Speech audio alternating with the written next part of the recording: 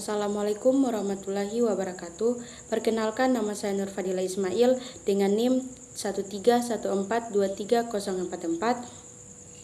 galas 3B. Dalam video kali ini saya akan mempresentasikan makalah psikologi dengan judul Hakikat Konsep Psikologi Manajemen Ahli dan Pakar. Definisi psikologi manajemen. Pengertian psikologi berasal dari kata Yunani fisik yang berarti jiwa dan logos yang berarti ilmu. Adalah disiplin ilmu yang mempelajari perilaku dan proses mental manusia secara ilmiah. Wilayah kajian psikologi sangat luas, mencakup berbagai aspek kehidupan manusia dari level biologis hingga sosial. Menurut Sternberg 2017, psikologi modern dapat didefinisikan sebagai studi ilmiah tentang perilaku dan proses mental. Definisi ini menekankan pada pendekatan ilmiah dalam memahami manusia yang melibatkan observasi sistematis, pengukuran, dan eksperimen. Psikologi memiliki beberapa cabang utama, termasuk yang pertama, psikologi kognitif, mempelajari proses mental seperti persepsi, pemikiran, memori, dan pemecahan masalah. Yang kedua, psikologi sosial, penelitian bagaimana individu dipengaruhi oleh kehadiran orang lain dan konteks sosial. Yang ketiga, psikologi perkembangan, fokus pada perubahan psikologi sepanjang rentan kehidupan. Yang keempat, psikologi klinis, berkaitan dengan diagnosis dan treatment gangguan mental.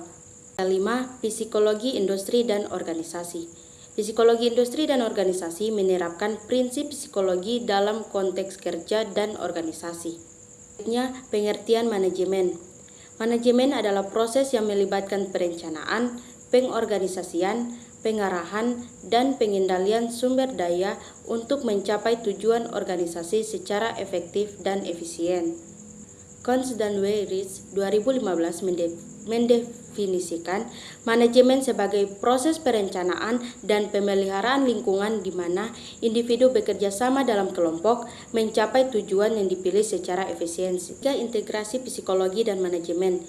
Integrasi psikologi dan manajemen muncul sebagai bidang interdisipliner yang mengintegrasikan prinsip-prinsip psikologi ke dalam praktik manajemen. Bidang ini bertujuan untuk memahami dan meningkatkan kinerja individu atau kelompok dan organisasi secara keseluruhan. Evolusi konsep psikologi manajemen. Evolusi konsep psikologi manajemen seiring berjalannya waktu, konsep psikologi manajemen terus berevolusi. Pada awalnya, fokus utama adalah pada efisiensi dan produktivitas, seperti yang terlihat dalam teori Taylor. Namun, dengan perkembangannya penelitian, perhatian mulai bergeser ke aspek-aspek manusiawi dalam manajemen.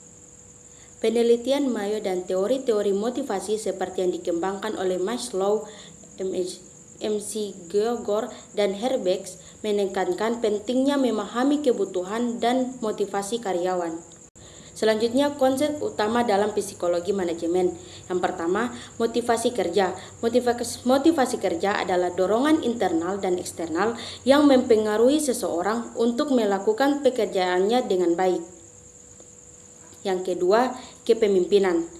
Kepemimpinan dalam psikologi manajemen mengacu pada kemampuan seseorang untuk mempengaruhi dan mengarahkan anggota tim atau organisasi untuk mencapai tujuan bersama. Selanjutnya yang ketiga, komunikasi. Komunikasi organisasi adalah proses pertukaran informasi dan pesan di dalam organisasi untuk mencapai tujuan bersama. Yang keempat, pengambilan keputusan. Pengambilan keputusan adalah proses memilih satu alternatif dari beberapa pilihan untuk mencapai tujuan tertentu. Baik, itulah hasil pemaparan saya. Selanjutnya saya akan membacakan kesimpulannya. Hakikat konsep psikologi manajemen menurut para ahli mencakup pemahaman tentang bagaimana prinsip-prinsip psikologi diterapkan dalam konteks manajemen untuk meningkatkan efektivitas organisasi. Ini melibatkan studi tentang perilaku individu dan kelompok dalam lingkungan kerja, motivasi, kepemimpinan, komunikasi, dan pengambilan keputusan. Para ahli menekankan pentingnya memahami faktor psikologis yang mempengaruhi kinerja dan kesejahteraan. Bagaimana manajer dapat menggunakan pengetahuan ini untuk menciptakan lingkungan kerja yang produktif dan harmonis. Dengan demikian, psikologi manajemen berperan penting dalam mengoptimalkan sumber daya manusia dan mencapai tujuan organisasi. Sekian dari saya, mohon maaf jika ada salah kata. Wassalamualaikum warahmatullahi wabarakatuh.